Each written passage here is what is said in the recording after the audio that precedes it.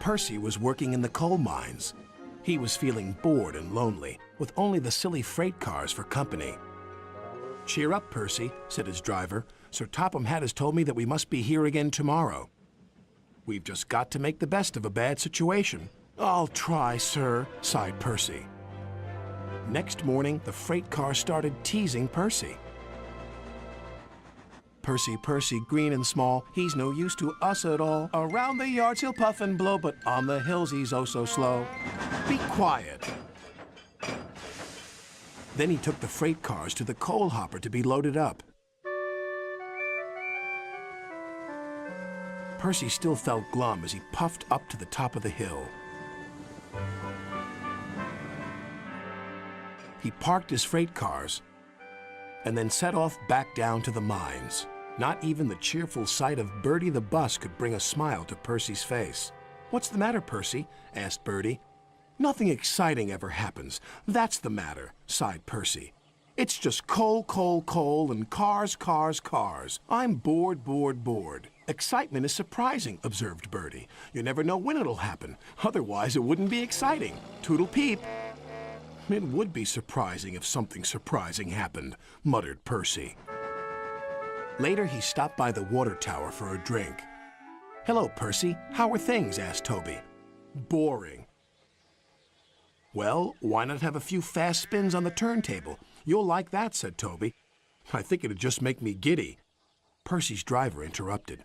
"Stop gossiping, you two. Cheer up, Percy. You'll soon know more about cars than any other engine." "That'll be exciting," called Toby. The freight cars were still grumbling, and there was more of them than ever.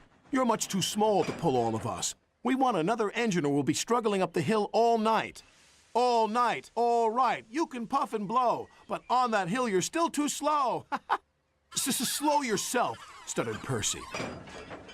"Temper, temper," giggled the cars. Percy decided to simply carry on. "Go to it, Percy," shouted the driver. The freight cars were still joking. "Too slow, more power, here all night, tomorrow too." "Be quiet," said Percy angrily. Then there was trouble. A coupling broke. "Surprise, surprise, catch us if you can." "Oh no!" cried Percy.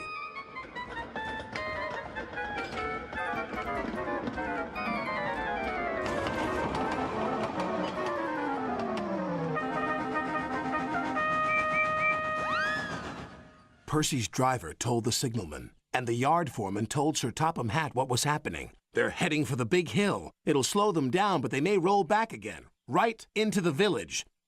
"Then we'll just have to stop them, won't we?"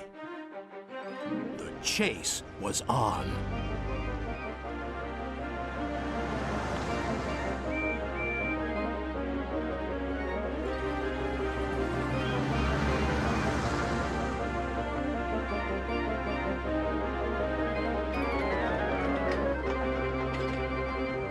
As they approached the hill, they overtook the freight cars.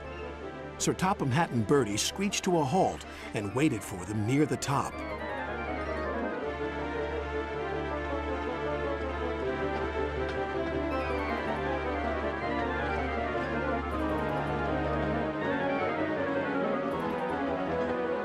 The hill slowed the freight cars right down to a standstill.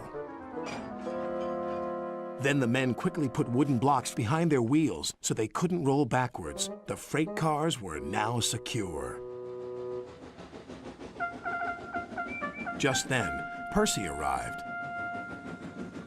"Well, what did you think of that?" joked Bertie. "A good chase is always exciting." "It was certainly a surprise," decided Percy. "And you were right, Bertie. A really useful engine should never be surprised by surprise."